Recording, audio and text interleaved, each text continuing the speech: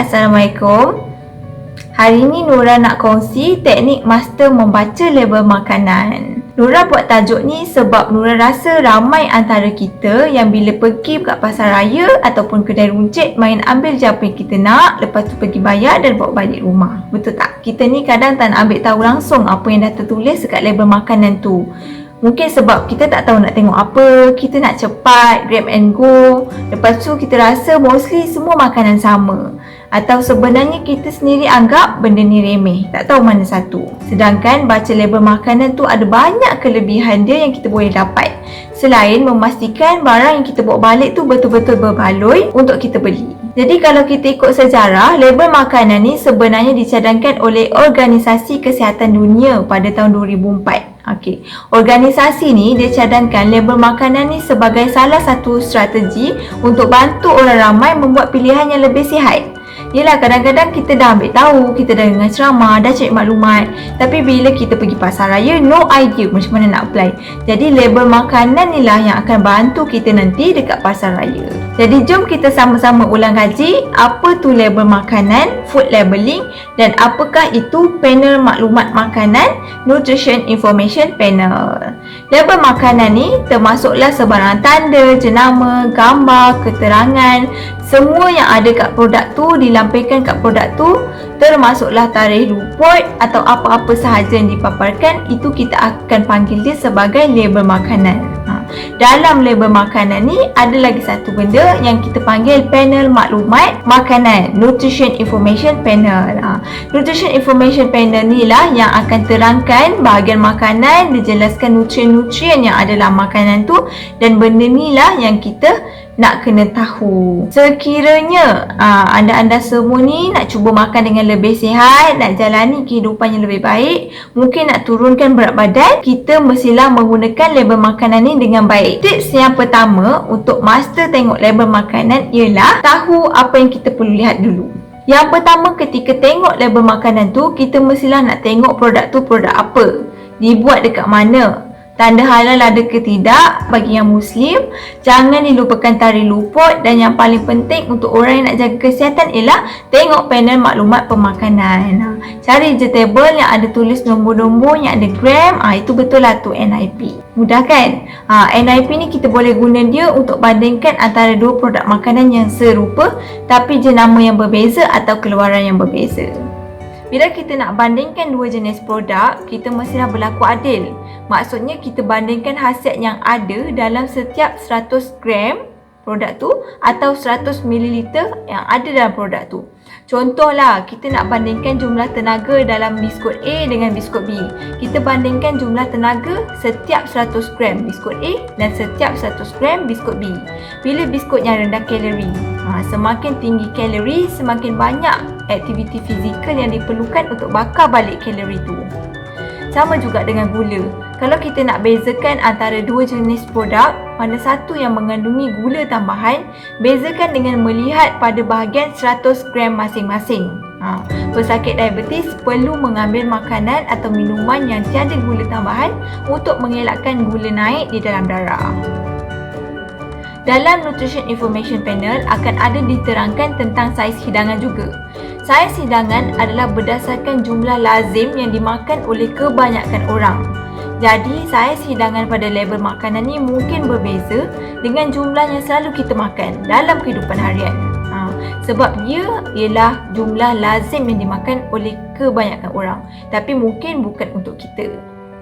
Sekiranya kita makan 2 kali ganda daripada saiz hidangan pada maklumat makanan yang disediakan, maka kita perlu menggandakan semua jumlah tenaga, karbohidrat, lemak dan lain-lain sebanyak 2 kali ganda juga.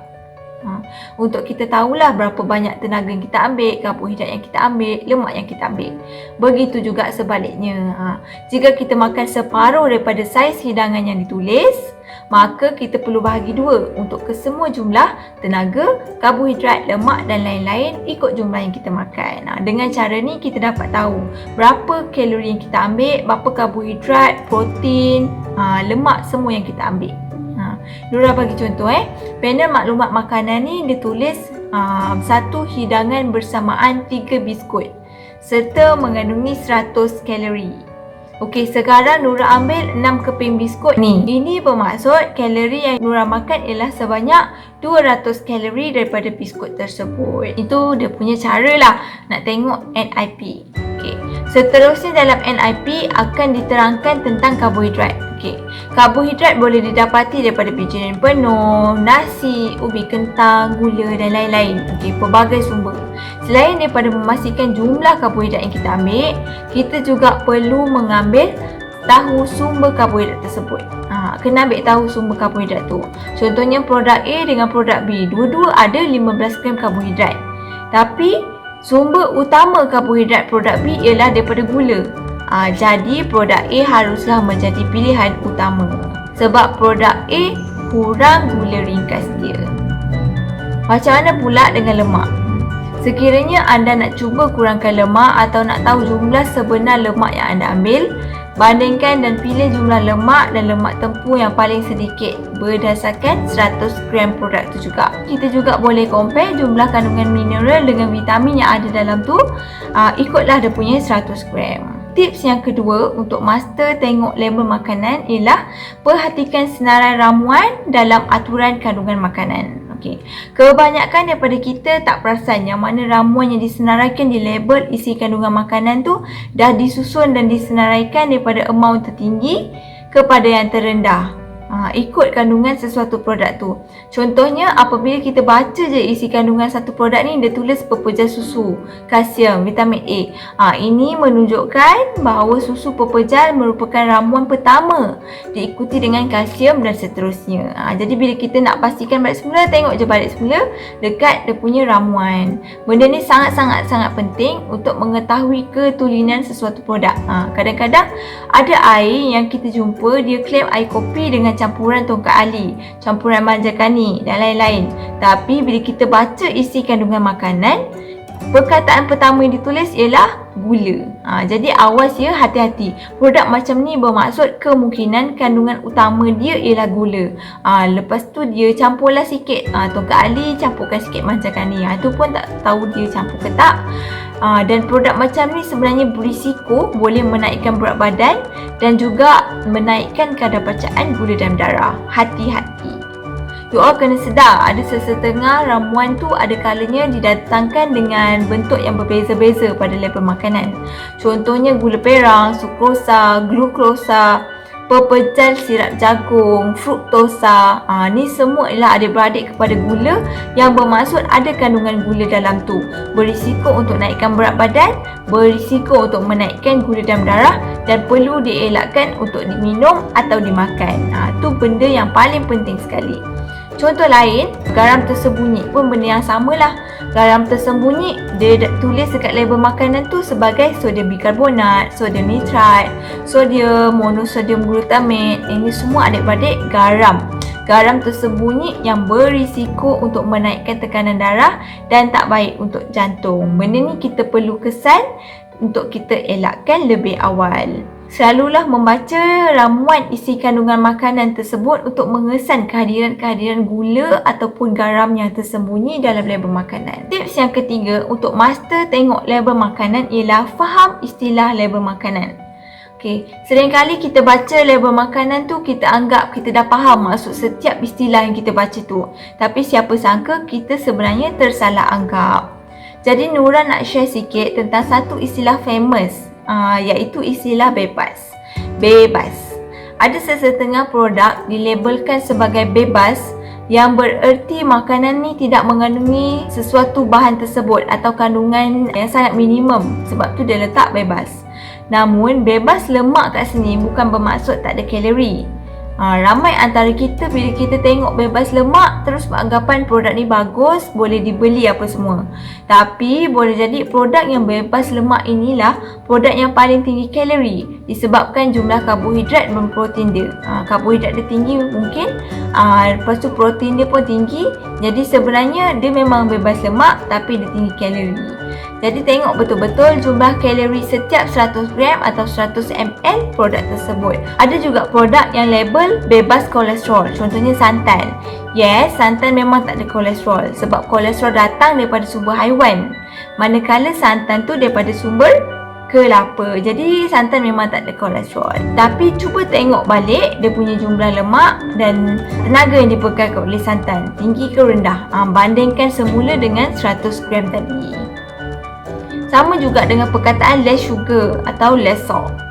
Walaupun kita nampak dia ada tulis label less ataupun kurang gula, kurang garam, tak bermaksud kita boleh ambil dengan banyak. Kandungan gula atau garam tu mungkin masih tinggi berbanding produk yang lain dijual. Jadi kita masih kena bandingkan 100 gram setiap produk. Konsep dia tengok balik semula jumlah keseluruhan garam atau gula yang ada dalam Nutrition Information Panel tu. Sebab itulah jangan sesekali terpedaya dengan label produk makanan. Jadi penggunaan bijak. Mungkin kita nak guna santan juga, boleh ambil santan, tapi ambil santan yang dah ditrim kandungan lemaknya. Okey, lagi rendah dia punya peratus lemak dalam 100 gram tu. Boleh bandingkan, jangan risau. Tips yang terakhir untuk kita master tengok label makanan ialah cari logo pilihan lebih sihat. Produk yang ada logo lebih sihat bermaksud dia telah memenuhi kriteria tertentu yang digariskan oleh KKM. Okay, sebagai contoh, mungkin ada dua jenis roti daripada jenama berbeza. Salah satu daripada roti yang ada logo ni bermaksud dia memenuhi kriteria nutrien bersesuaian atau dikhususkan oleh Kementerian Kesihatan Malaysia. Jadi dia dapatlah logo tu, HCL. Ini merupakan langkah yang diambil oleh KKM untuk memperkasakan pengguna bagi misi untuk menangani peningkatan statistik obesiti, penyakit jantung dan diabetes dekat negara Malaysia yang semakin meningkat. Jadi ada beberapa objektif sebenarnya KKM buat logo HCL ni. Okey, antaranya ialah memudahkan pengguna membuat pilihan yang lebih sihat, menggalakkan industri makanan hasilkan produk yang lebih sihat juga. Lagi satu, dia macam sediakan persekitaran lah untuk sokong makanan yang sihat ni. Okay, akhir sekali Nura berharap penyampaian melalui label makanan dapat dipraktikkan dalam kehidupan harian kita semua.